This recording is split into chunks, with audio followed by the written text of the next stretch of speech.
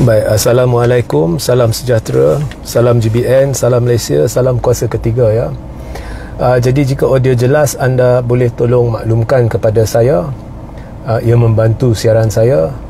Jadi hari ini saya ada pendedahan penuh yang merupakan gabungan beberapa pendedahan yang saya buat berkait dengan pelepasan Zaid Hamidi yang pelik. Jadi anda disaran tonton sehingga akhir. Jika anda ada banyak soalan awak mungkin terjawab. Dan saya sarankan anda scroll ke bawah page Facebook Regi Jesse Ritaudin. Rajin-rajin tonton sekurang-kurangnya 4 live yang terakhir sebelum ini, kerana memang ada usaha terdesak untuk cuba halang pencapaian live-live mereka yang tidak sehaluan dengan kerajaan. Ya, mungkin anda tidak diberi pemberitahuan berhubung live itu ya. Baik. Tajuk live hari ini ialah Anwar dan AGC ya, atau Pejabat Peguam Negara janganlah cuba lembukan rakyat untuk halalkan pelepasan Zahid. Dan saya akan beri beberapa poin, jumlah dia 11 poin, supaya anda boleh menilai ya betapa dangkalnya, bodohnya, peliknya alasan-alasan AGC atau Pejabat Peguam Negara dan juga Anwar Ibrahim. Nampak sangat ada keterdesakan untuk halalkan pelepasan Zaid, dan ada persepsi yang timbul di dalam diri saya dan juga di ramai pihak, ada komplot malah konspirasi untuk lepaskan Zaid, dan ini tidak melibatkan mahkamah tetapi mungkin melibatkan Zaid sendiri, Anwar atau AGC dan sebagainya. Jadi pertama ya, kita mula dengan AGC atau Pejabat Peguam Negara. Jadi pada awalnya Pejabat Peguam Negara telah mengeluarkan satu kenyataan berhubung dengan pelepasan Zahid setelah ianya menjadi satu polemik. Tetapi kenyataan Pejabat Peguam Negara ni menimbulkan lebih banyak persoalan daripada menjawab soalan. Kenyataan ringkas itu memberi persepsi seolah-olah mahkamah ada pilihan dalam menentukan sama ada Zahid perlu dilepaskan atau tidak. Di situ sahaja sudah dilihat bahawa Pejabat Peguam Negara, iaitu pejabat penasihat utama perundangan kerajaan Malaysia, sudah memberi maklumat palsu kepada rakyat bahawasanya mahkamah ada pilihan. Hakikatnya sebelum sesuatu kes itu diputuskan secara muktamad oleh mahkamah berkenaan atau mahkamah tinggi ya, mahkamah tinggi ya, peringkat mahkamah tinggi sahaja, sebelum satu kes diputuskan secara muktamad sama ada orang itu bersalah atau tidak, sebenarnya jika Peguam Negara membuat satu keputusan ya berhubung dengan nak gugurkan kes, mahkamah tidak ada pilihan. Kalau kes dah masuk mahkamah rayuan, memang tak boleh, Peguam Negara tak boleh buat apa-apa sebab mahkamah tinggi dah putuskan. Kalau dah peringkat mahkamah persekutuan pun Peguam Negara tak boleh buat apa-apa. Tapi kalau ia masih di peringkat mahkamah session atau mahkamah tinggi, dan mahkamah session atau mahkamah tinggi belum membuat keputusan muktamad akhir, maka Peguam Negara jika membuat satu keputusan untuk gugurkan kes, mahkamah tidak ada pilihan. Jadi AGC telah memberi maklumat palsu kepada rakyat. Kemudian setelah ditekan lagi, AGC telah mengeluarkan 11 sebab mengapa yang Zahid dilepaskan. Tetapi 11 sebab ini adalah 11 sebab sama yang diberikan atau dikemukakan oleh Timbalan Pendakwa Raya di hadapan mahkamah, di depan hakim ya. Dan beberapa sebab yang telah ditampilkan berkait dengan 4 surat representasi yang dikemukakan oleh pihak Zahid kepada Peguam Negara ya. Now, surat representasi yang telah dikemukakan oleh Zahid ya kepada Peguam Negara dilakukan berbulan-bulan selepas Zahid diminta bela diri. Okey, so ini anda perlu ingat. Surat representasi Zahid kepada ataupun Peguam Zahid kepada Peguam Negara dilakukan berbulan-bulan, malah saya tak silap saya lebih daripada 10 bulan atau 11 bulan selepas Zahid diminta bela diri, selepas mahkamah sudah putuskan ada kes prima facie. So di situ sudah ada tanda soal. Maka sebab ini atau 4 sebab ini dalam keterangan AGC terlalu lemah. Surat-surat berkenaan dakwa perbicaraan Zahid dipercepatkan atau tergesa-gesa. cuai dan terlalu awal. Ya, itu yang terkandung dalam surat-surat representasi Peguam Zahid kepada pejabat peguam negara, ya, bahawasanya perbicaraan Zahid dipercepatkan atau tergesa-gesa, cuai dan terlalu awal.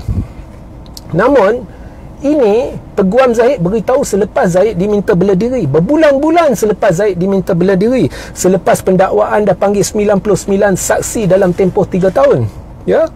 Dan kenapa pada peringkat itu, ya, kenapa pada peringkat berbulan-bulan selepas Zahid dipanggil membela diri, selepas 99 saksi sudah memberi keterangan dalam tempoh 3 tahun, Zahid tiba-tiba merasakan kes dia cuai, tergesa-gesa?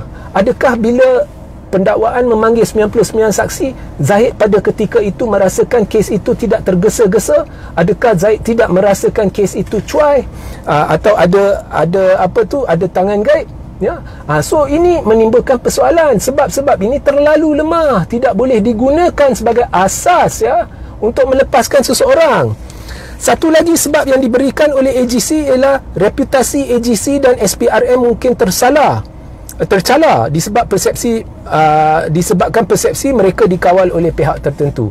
Jadi Zahid dalam surat representasi dia kepada Peguam Negara cuba memberi persepsi atau menimbulkan situasi di mana dia kata sekarang ada persepsi AGC dengan SPRM ni dikawal oleh pihak tertentu. Pertama sekali, itu juga bukannya alasan, ya. Okey, kita kata sekarang ada persepsi SPRM dikawal oleh pihak tertentu. Untuk hilangkan persepsi ni, lebih baik kita lepaskan je lah dia penjenayah tu, ya. Tak boleh, ini bukan sebab.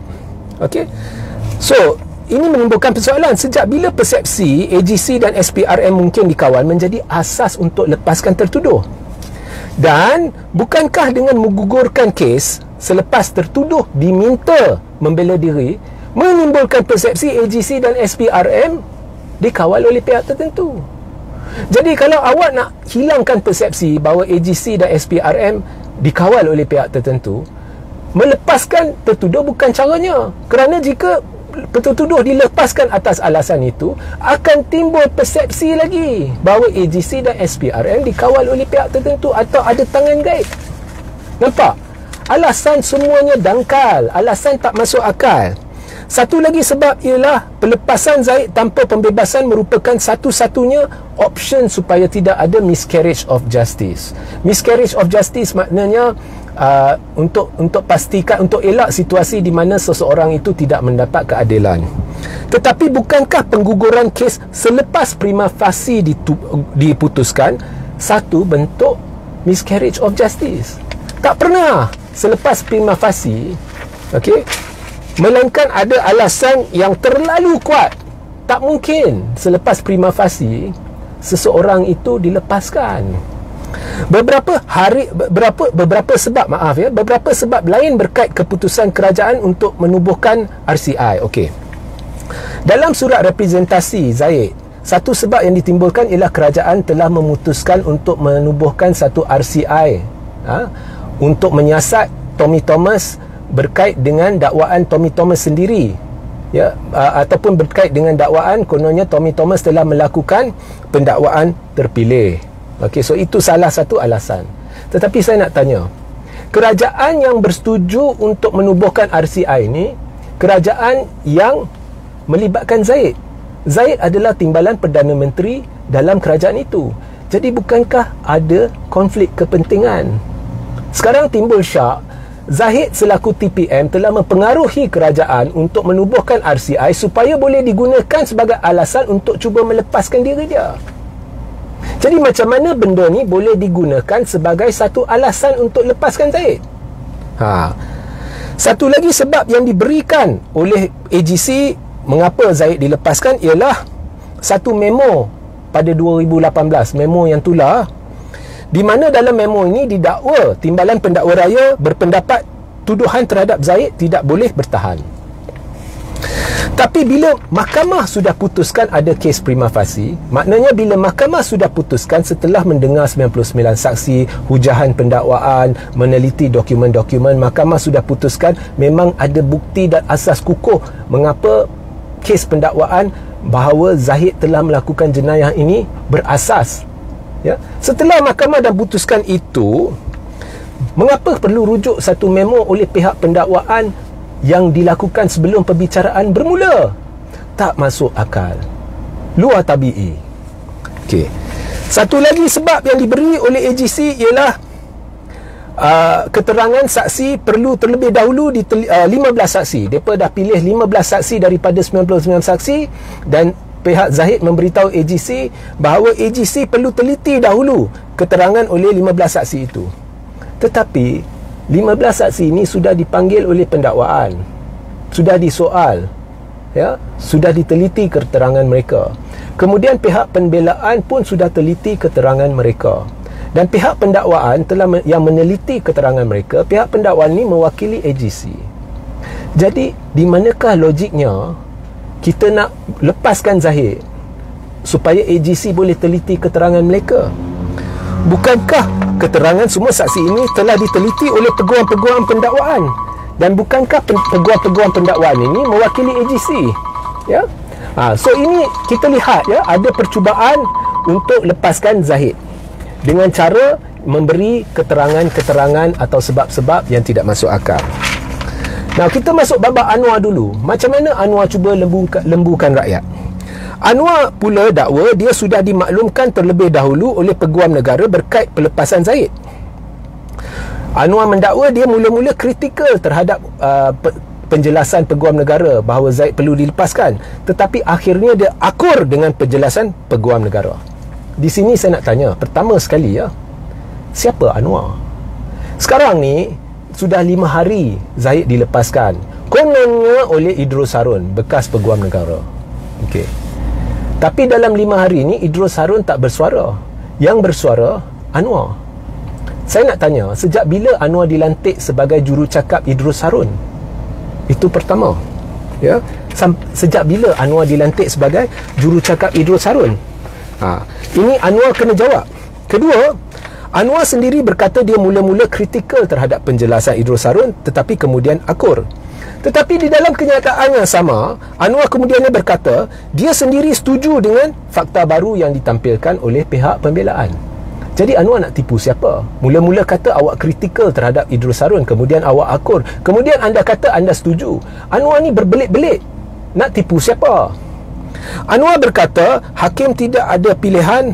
Anwar berkata, Anwar berkata hakim ada pilihan dan mempunyai wewenang dalam membuat keputusan atau budi bicara dalam membuat keputusan. Maknanya Anwar berkata apabila peguam negara memutuskan untuk melepaskan Zahid, hakim ada budi bicara. Anwar nak tipu siapa? Anwar nak tipu siapa? Saya beritahu anda sejelas-jelas mungkin, hakim tidak ada pilihan, mahkamah tidak ada pilihan. Jadi Anwar nak tipu siapa? Nak lembukan siapa? Ya.